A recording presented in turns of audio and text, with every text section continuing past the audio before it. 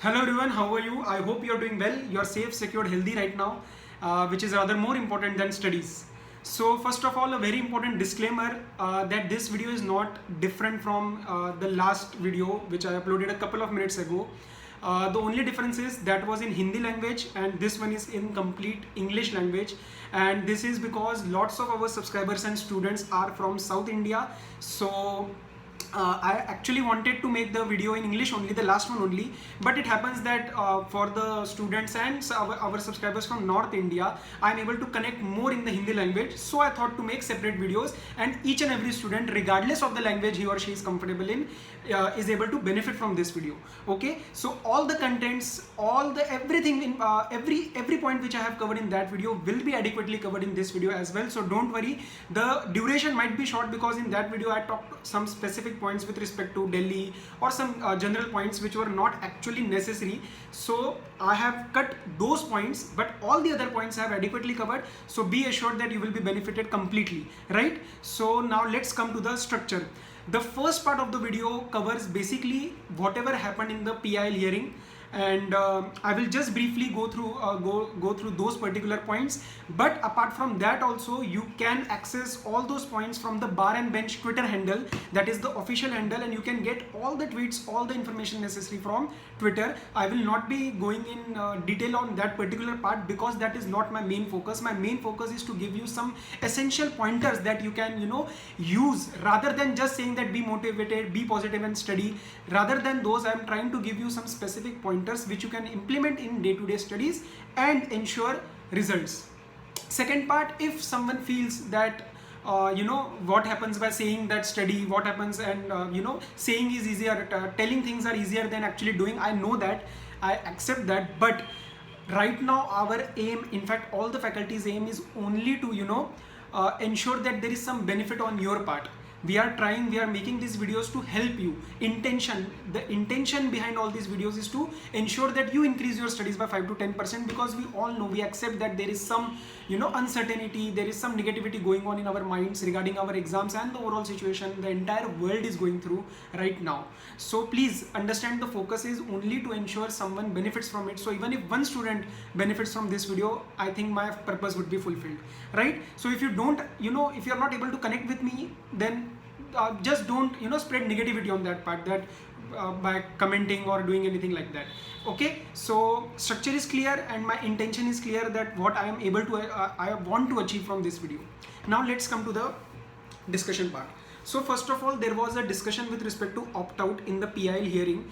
So basically what the conclusion was reached, that the Supreme Court, the Honorable Supreme Court of India, has asked ICI to be a bit flexible on that particular option, because the only reason is Delhi situation is changing. So if, let's say, I am sitting for my exams from Delhi region, and if I fill the opt-out form, or let's say I don't fill the opt-out form, but after a couple of days, after the deadline for opt-out has passed, there is some development with respect to, let's say, the area in which my exam center was supposed to be has turned into containment zone.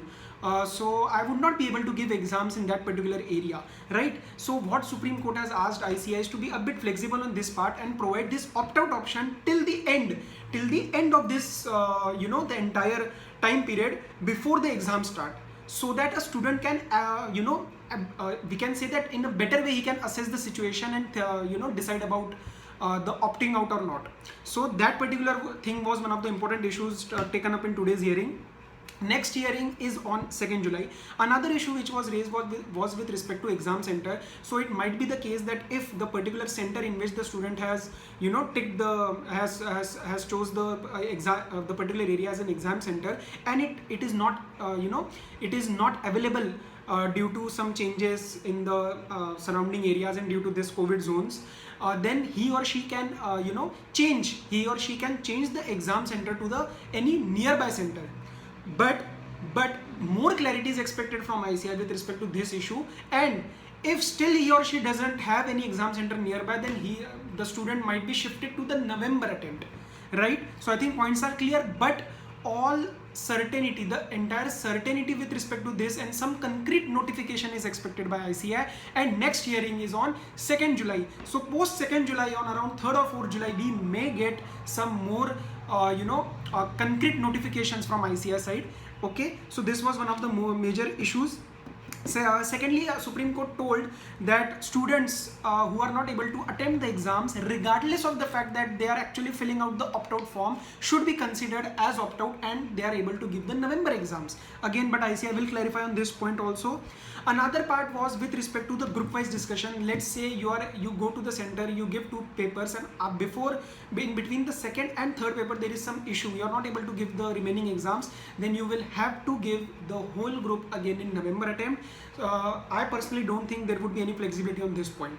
Okay, next part, which was the PIL hearing, was with respect to this thing, that this entire opt-out issue is discriminatory towards those students who are in the red zones. But see, again, there are two points of view of seeing this particular situation. If you see only in theoretical manner that yes, it is discriminatory, but again, we have to focus on the intention part. ICAI's intention will never be such that it wants to allow a person from this area to give and from that area to not to give. This situation is so unprecedented and has gone out of hands of almost the entire world right now. So we cannot actually say that this is discriminatory. This is just something which is under no one's control. So I think it's better that we accept this situation, we are able to make peace with it, and we are able to go ahead in our goals, right? And this entire discussion's objective is health first, exams later, right? So again, I don't think it's discriminatory on my personal point of view. Next, regarding, there was one point that if a person opts out due to the reason that he's not able to give exams due to this COVID issue, then even if he or she passes the exam in November, he or she should be considered as passed in July, right? But Supreme Court clearly gave a reply that there is no question of seniority here and they are not going to become the judges of High Court. So that point would not be considered, and I personally think that question marks on this particular topic have ended. So if you give the exams in November and pass in November, you will be considered as November pass out only, and if in July, then July pass out only. No dimming provisions will apply, right? Next, I think all these points were the main points, but I have not covered all the points, all the tweets I have not covered, since that is not the main focus of the video. I just thought to give you the major points briefly. Now, apart from this, the main part that I want to focus, around 1 or 2 months before, I saw many videos, many posts on LinkedIn, on Facebook, on YouTube, that many people were challenging they were actually challenging that ICAI will not be able to conduct the exams. ICAI will not be able to, go forward with the exams in July. I personally see, I'm not saying their intention was wrong. I'm not name calling, that is not the intention of this video. I'm not taking anyone's name, but I don't think that was necessary, because many students, they rely on the faculties, and actually they told me on WhatsApp that, sir, the faculty said that exams will not be held. They were so sure. We actually got demotivated by it. We didn't study. We thought the exams would not be held. So again, the intention might be right, but this creates a this creates a wrong impression in the minds of students. This slows down the process, the studying habit, the entire flow of studies for the students. So I would request the students in this particular case to not to engage in these kind of videos where people are claiming something which is not in their hands, to be frank, right? So I think that was one particular point that I wanted to share with you. And now coming to the 5 most basic factors which I think are very specific, and you will be able to implement those adequately in your day-to-day routine and planning, and you will be able to increase the productivity of your studies by at least 5 to 10%, right? First, do you want to give your exam or not should depend upon various factors, weighing certain factors. Like, for example, first, personally, if I was giving the exam, I would have considered that I'm able to self-quarantine myself. Like, basically the point is, I don't want to put my family at risk just because I'm going outside to give exams in a comparatively a crowded place. So consider that point, isolation, a bit isolation if you're able to do or not. Secondly, travel restrictions in your area and overall area situation, because every situation is dealing with this differently, and impact is very different in in different places. And lastly, what is your mindset with your and also of your parents. Talk to your family, talk to your parents what their mindset is. If mentally you're not comfortable in giving exams and there is fear and anxiety all over all over in your thoughts, then I don't think you should go for the exams. You can go for opt out, and please, there is nothing right or wrong in this. Don't doubt yourself, don't double think, don't feel guilty. Health is first, then the exams. Okay, so don't think that my plans are getting delayed, this is discriminatory and this and that. These are not relevant points to be thought of right now. First your health, then your exams. So first point is consider these factors, take a decision, don't overthink it. Once you take the decision, start planning for your November attempt, right? Second, social media. Avoid social media. Like I'm actually seeing students whom I interact with almost daily basis in my private mode classes, that they're actually seeing the videos constantly uploaded on YouTube with respect to this particular topic. I want that you guys should engage in these particular things. I'm not saying that stay away. I can understand the anxiety and the inner feeling that I want to get the updates, but fix a particular time of the day, like let's say 20 minutes in night before going to sleep. You can just get the updates of whole day rather than engaging on almost on daily basis in every half an hour. This will create two problems for you. It is taking away your precious time for studies, and second, it is creating uncertainty, and that uncertainty doesn't have any basis, right? Because we don't know what will happen. Everyday situation is changing. So limit the time on social media. Third, this is the most important point, create short-term goals. Short-term means how short-term?